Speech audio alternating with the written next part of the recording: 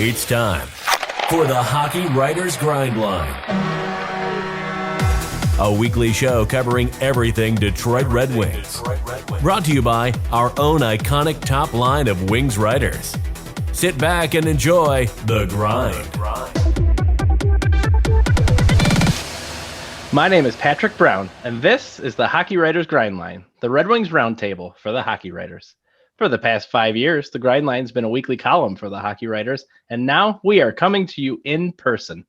We're excited for another opportunity to discuss the latest Red Wings news, rumors, and strategy with you, the Hockey Town faithful. We are still a three-man unit. Rumor has it this time that Tony's actually going to be backstopping for the Stars tomorrow because both of their goalies went missing yesterday during the game. So regardless, we will continue this penalty kill until we can return to a full crew.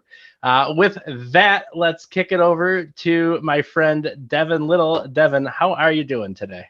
I'm doing good. Good to see you both. With Tony and Net for Dallas tomorrow, I'm really expecting a Red Wings win. He's on our team still, right? Yeah, well, exactly. So that's psychological warfare right there is what we're going for. So always a pleasure, Devin. Glad you could be on tonight or today, whenever you're watching. Up next, we have Kyle Knopp. Kyle, how you doing, man? Doing great. Had a nice little relaxing week off last week. Thank you for the 2 minutes in the penalty box. So I enjoyed that a bit. Got to unwind a bit and recharge, and happy to be back this week. Happy birthday, by the way. Yeah, happy belated birthday. Absolutely. Well, let's dive in because I don't know if you guys have been watching lately. That's a lie. I know you have. There's a lot to talk about. So let's start, which I think something we've been doing past few weeks now. I want one good and one bad for the week, and I will actually kick it off before I toss it out to Devin, and I'm just going to be really quick. We're going to go with one good. Frans Nielsen is done for the year. So that is one good. One bad, Dylan Larkin is done for the year. So that's how I recap that. Devin, what you got for me? Quick scatter shot of three good things here. One, Greiss is now the de facto starter. He's been on a tear. Two, Vrana's game last night can't be unsaid. He had a hell of a game. And then third, big fan of just the team's effort last night. You know, they didn't have Larkin in the lineup and they still pulled a 7-3 victory. You like to see that resolve from the boys. And then bad. Sorry. Oh yeah. Yeah, please go with the bad. And then the bad. Yeah. Obviously Larkin's down. I think that's kind of the chief bad thing right now. Bertuzzi's done. Just the overall injury report. We don't really know when these guys are coming back. If they're coming back, we're kind of fingers crossed about Fabry, but yeah, injury report, no bueno. Yeah, it's probably pretty easy at this point to shut anyone down for the year, especially when you want to give kids a look this time of year. So it's not surprising, but it would be nice to see Fabry back for sure. And you mentioned this Vrana kid, never heard of him. Not sure if he did anything significant in a game recently or not. But Kyle, one good, one bad from you for the week. Yeah, so definitely the Vrana injuries are up there on my list, but I think the good and bad have to be our goaltending. You know, we did a flip. We're so high on Bernier the last few weeks and kind of giving it to Greiss, and then he took that to heart and came back, and he's been really good. But Bernier's been struggling since he came back from his injury, so we got to find that balance between the two. Imagine if they were on at the same time. I mean, you know, we're not looking for any tandem awards just yet. That probably wouldn't happen, but it would be nice. And a little bit of goal support, like what we've seen in the most recent game, would be nice for both goalies. It seemed like originally Greiss was behind the eight ball on that and not getting the support, and now kind of Bernier. But either way, I think good observations. So that kind of takes us into the first real subject that we want to talk about today, which is, let's talk about the newcomers, because all of these injuries and that are piling up. And, we talked about Larkin, we talked about Nielsen. Bertuzzi is done for the year. That was announced a few days back. So, he's gone. Not that we've seen him much this year, but he's still out. So this gives an opportunity for the youngsters, if you will, to step up and show some stuff towards the end of this year. Let's talk about Rasmussen.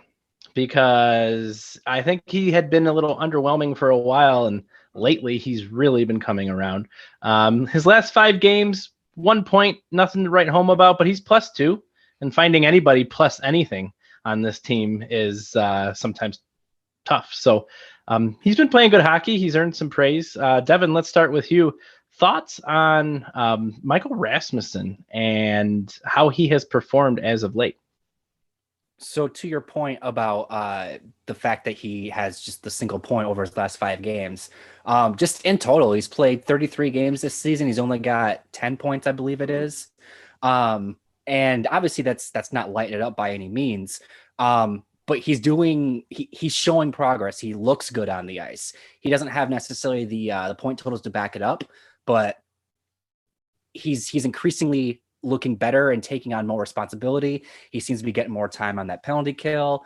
He's now with Larkin gone, he's kind of the de facto number 1 center, which is kind of crazy. And he's somebody that he needed to have a good season this year. Obviously, he was drafted back in 2017, and it's easy to kind of lose your way after a few years in the system. And he's really kind of announcing himself this year as a guy that you could probably pencil in for a roster spot starting next season. I think those are some really good points, Devin. Kyle, what have you seen out of Rasmussen, not only this season, but really recently? Yeah, so he definitely seems to be having that confidence come and go throughout the season, but it's starting to really kind of settle in with him now. And you're seeing that a little more in his game. He's carrying the puck and having a few more controlled zone entries within the game, and that's good to see. It's good to see him get that just confidence with the puck, and then also making the plays behind the scene as well. He's a big kid. He's 6'6", 229. I'd love to see him use his body more, kind of like what we'd always hoped from Mantha, right? So he's a younger type of version of that player, and as a center, I think really needs to use that size to kind of just be a bulldozer out there. I think that's a fantastic call out, Kyle, just to kind of wrap this up about Rasmussen. I think he always kind of reminded me of Mantha. His stick isn't as white as Mantha's was, but he always kind of reminded me of Mantha. Big frame. Mm-hmm. You start seeing him now handle the puck well behind the net, using his body to shield the puck while tapping, circle to protect the puck. So X, I think it's X. I should know this. But anyways, you see him doing good things behind the net to protect the puck. So I think all really good call outs. And let's move on to another youngster who we were hoping to talk about, had already played in a game, but hasn't yet, and that's Joe Veleno. Obviously making himself comfortable on the taxi squad. Not sure, Blashill still hasn't released whether we're going to see him with the Griffins, with the Red Wings. Not quite sure, but let's recap what he's done really quick. 20 points with Malmo in 46 games, and he started slow in the SHL. You look at, he ended up with about a 12% shooting percentage, not bad for a 20-year-old in a league with men.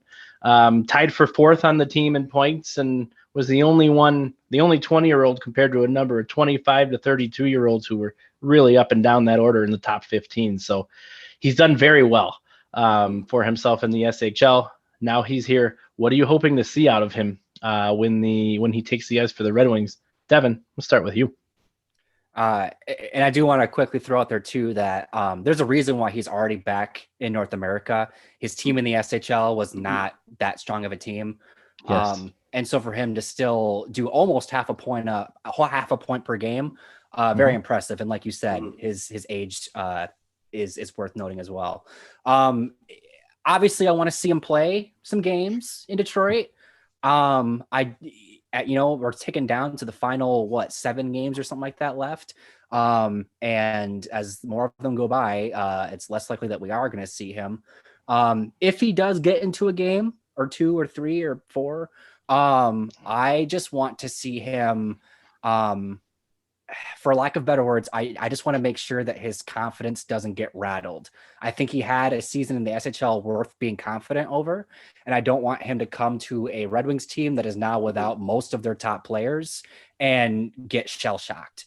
I expect to see him get insulated in the lineup if he does make his debut in Detroit.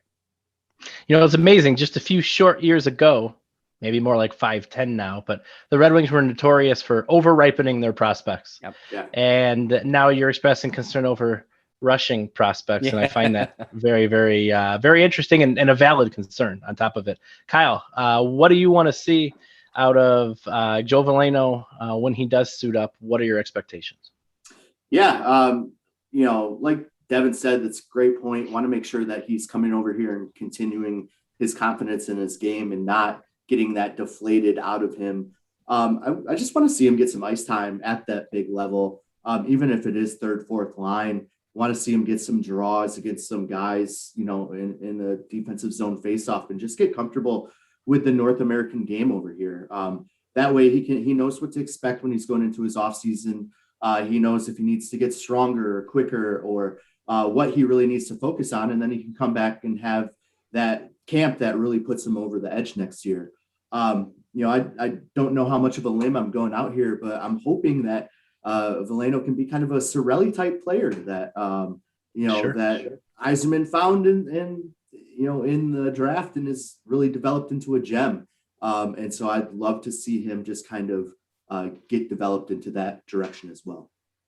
Yeah, those are all really good points. And I think what's awesome to point out is we're talking about two prospects in a cupboard stacked full of prospects. Devin, you tweeted earlier today, and I had a random idea, by the way, for those of you watching, that I think it was the Sporting or the Hockey News that put out who's got the best pipeline, and the Red Wings weren't even in the top four. And I challenge that because you've got guys who we're not even talking about. We haven't talked about it all this year. Jonathan Berggren, Albert Johansson, a number of players that are also making their presence felt in the international game overseas, primarily in the SHL, aka Red Wings League Junior. But it's an exciting time, despite the losses that pile up and the lack of a postseason. You kind of see the pieces falling in place, and that's always exciting to see. So we want to thank everybody for taking some time to check out our show. Take the opportunity, subscribe to the Hockey Writers YouTube channel, like this broadcast. If you're watching on Facebook, comment. We want to hear from you.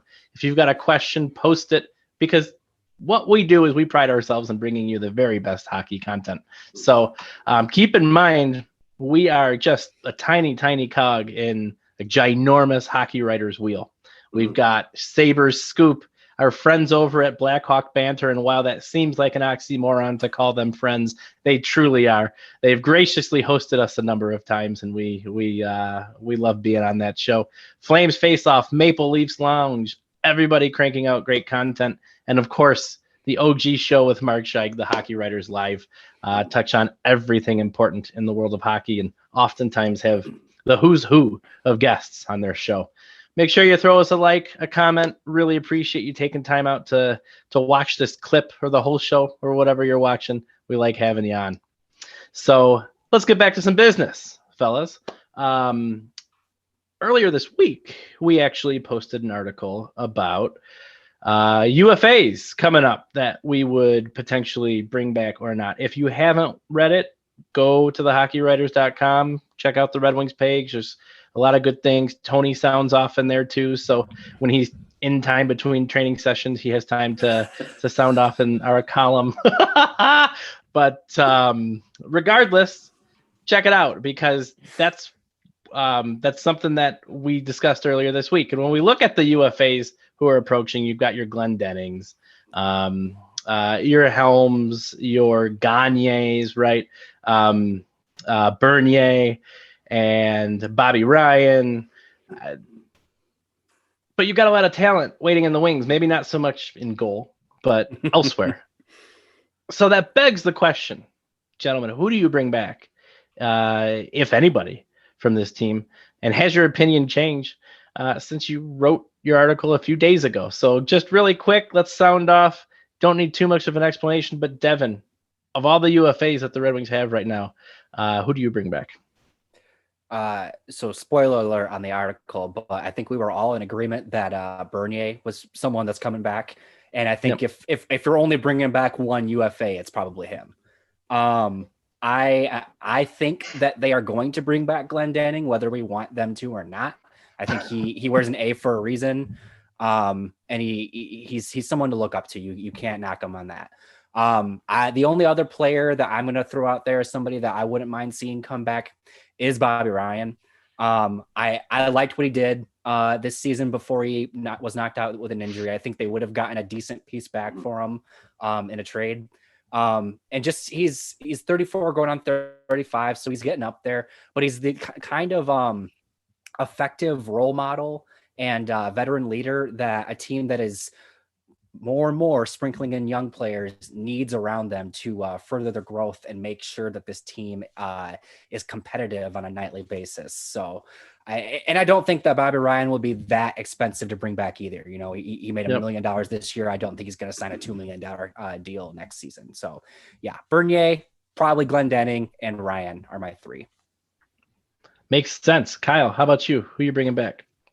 Yeah, so in the article, the two that I was saying should come back, no questions, were Bobby Ryan and Bernier. And this past week is kind of, I don't want to throw Bernier away yet, but just hoping that he can bounce back. But I think my number one is still going to be Bobby Ryan. Devin touched on it a little bit. If you don't know his story, he suffered from alcoholism. Some issues there, had to take some leave from the NHL and ended up coming back. And it's just a great story. He's one of those guys that in the locker room, he just loves to be around the game and loves to play, and he understands what it means to be there.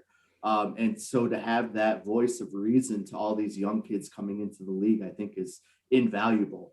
And then to get him for $1 million a year with knowing that you're going to possibly trade him for future options at the deadline, and he's okay with that, I think that's a no-brainer. You do that every year. Glendening, I think, will probably come back. Devin, you made a great point that I didn't think about, that he is wearing the A. They wouldn't have done that, I don't think, in this season if they thought for sure they weren't going to try and bring him back, even if it was just for a fourth line role. And then, they're going to have to fill a couple pieces in, probably on the defensive side. But it'll be interesting to see. So. Well, Bobby Ryan, remember too, another victim of the injury bug. Yes. So it's been brutal. Maybe we need a new training staff. I don't know, but I say that in jest, by the way. Save your letters and emails. I don't want them. But in any case, I fall in line. Completely agree with everything you guys said. The only place I would differ, I wouldn't bring Glendening back. I like him, appreciate his service. As we've discussed time after time, he can win a face-off, that's for sure. But I think it's time to cycle in the new. And again, that's my own. I understand the argument to keep him, but I would let him go and focus on getting some of these other kids some meaningful ice time as we accelerate the rebuild. So, one player you would definitely not bring back. One player who I would not bring back? Definitely not bring back.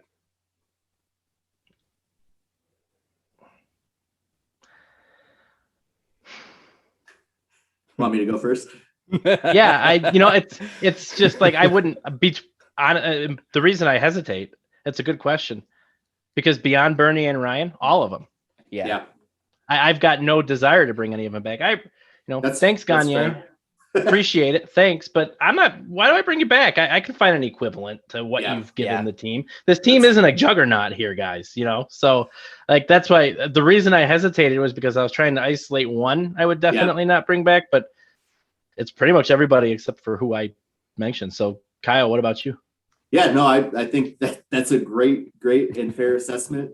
In my mind, I'm going to go with Helm. I think he's served this team very, very well the last, 5 decades, it seems like. But, no kidding. No, but he's been a fantastic player over the years, and he does bring a lot of veteran experience and presence. But I think the direction the team's going, he's just taking up space. Oh, 2009. We will never forget, though. 2009 Western Conference Finals. Devin, how about you? Mark Stahl. That's a good answer. Survey says number one on the board right there, ladies and gentlemen. The best Steve Harvey impression I have right there. I'm sorry, that's all I got to give. No, I didn't mean to put you on the spot, but No, it was a great question. Literally, again, the only reason I hesitated was because I was having trouble isolating one person who I would not bring back, but it should have been Stahl, Devin. You win this round. You win this round.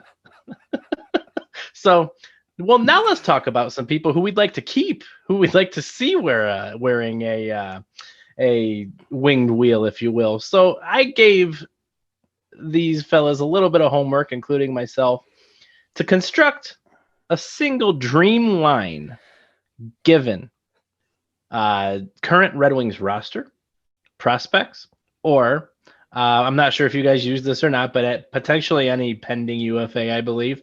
Not sure if you guys use that or not. I challenge myself not to, but no judgment either way. So I'm curious to hear your dream line: 3 forwards, 2 defensemen on the Red Wings. Who first? Devin, we'll start with you. Sorry. We'll start with you. So I'm going to start by saying that until they draft another high-end center, I think I'm going to be surprised if we don't go with Larkin down the middle. So Larkin. I'm going to put Zadina on the right side. I'm just a big fan of his, and I'm excited to see where his game goes. And then on the left side, I've kind of gone back and forth between 3 players, really. And you can kind of take your pick based on how you feel about these players. I don't really care. I've got Lucas. I've got Lucas Raymond, Jonathan Berggren, and Vrana. Any of those 3, you can put them on the left side. I'm content with. I've listed Raymond, Larkin, and Zadina as a line I really want to see going into the future. But any of those other 2, I think, would fit the bill. On the left side, the right D, I think we're all going to agree on this one. Otherwise, I'm ready to be shocked. Is Moritz Seider. Gotta be Moritz Seider. And then on the left side, I'm going to put Hronik on his off-handedness, so he can so Seider can dish him for some one-timers. Giving Phillip a little love. I like it. Nice work. It's Phillip Hronik, yes, right? Because I hear it's okay. Just making sure I'm right there. Just making sure I'm right. They've got Devin, Philip Hronik, I like Philip Zadina, and Philip Larson, and they've probably got 4 other Phillips we don't know about. But there's a Philippe. There's Philippe's too. Yes. Yeah. So in any case, whatever it is, I just want to get it right. I care about accuracy here. I just want to get it right. Kyle, your dream line in the current Red Wings situation. Yes. Yeah. So with the current Red Wings situation, I actually have Bertuzzi on the left with Larkin in the middle, and then Vrana or Zadina, Okay. Pick on the right. I like, off on their off wing so they can come in and shoot as they're coming across the middle. I also had Hronik on the left side on his off with Seider, of course, and then Bernier and net. Are we discussing the potential UFAs, or is that next? I want to hear. I want to hear it. Yeah. So I looked at 2, and one I thought we really need the help on is the left side of defense. I think that's something we can all agree on. Yes. So I was looking at Jamie Alexiak. He's only 28 years old. He's 6'7", 255, and only carries a $2.14 million cap hit. So he wouldn't be that expensive. He'd be a very big body back there, and he's still fairly young. He's still got a few years left in the tank. And then the other one I looked at was potential goalie options in case Bernier just doesn't get it back together this year. Someone that's younger than him would be around the same price or cheaper, and I landed on Linus Ullmark. There you go. 28 years old. But he's 6'4", 215, and only carries a $2.6 million hit. So he would be cheaper, and he might flourish getting a new, fresh start somewhere. I just want to quickly throw out there, I am all aboard the twin towers that would be Alexiak and Seider on the blue line. Holy cow! That would, oh my gosh, could you imagine? Monster. I like it. So I will breeze through mine. So I actually debated my center.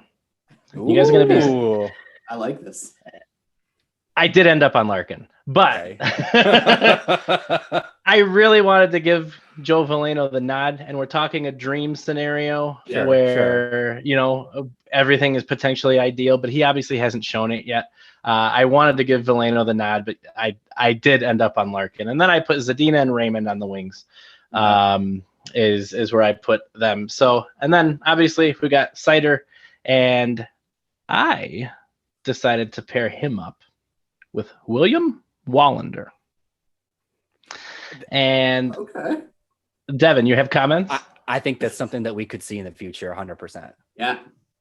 And reason being for that, I just didn't see it. Like, I thought about Hronek, but Devin's dogged him all year. No, I'm kidding. But no, seriously, I thought about Hronek, but I feel like Wallander's been playing a really solid game. Really impressed. I also debated Johansson, to be honest. That's what I thought you were going to say.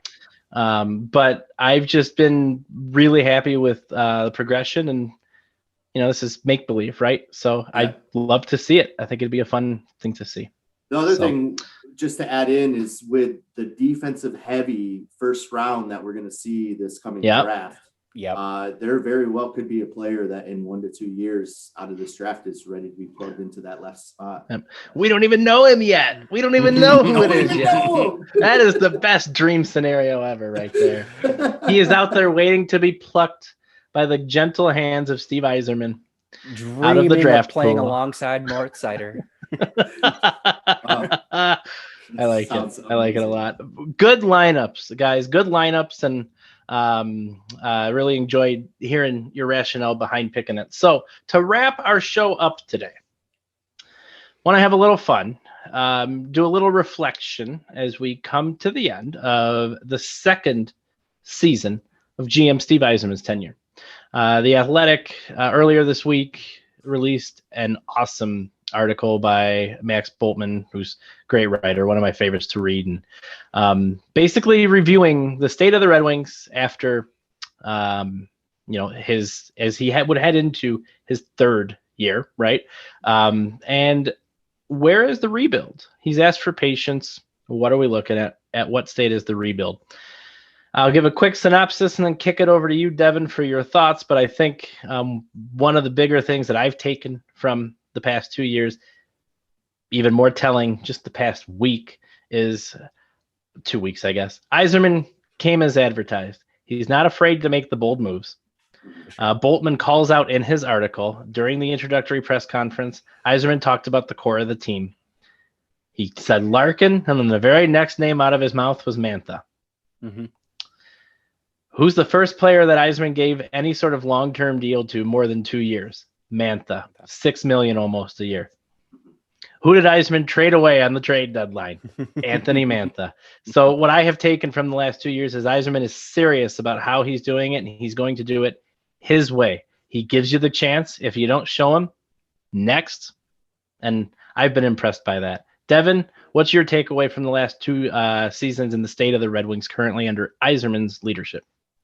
And let's not downplay the article by our own Kyle here, talking about the to kind of just embrace the Yzerplan, because yes, the man is known to do some crazy stuff from time to time. So yes, kudos to you, Knoppy. Appreciate that. But where am I at with the rebuild? I think that it's right on track. I've seen a lot of discourse out there saying that basically the rebuild might be actually further or not as far along as we might have thought.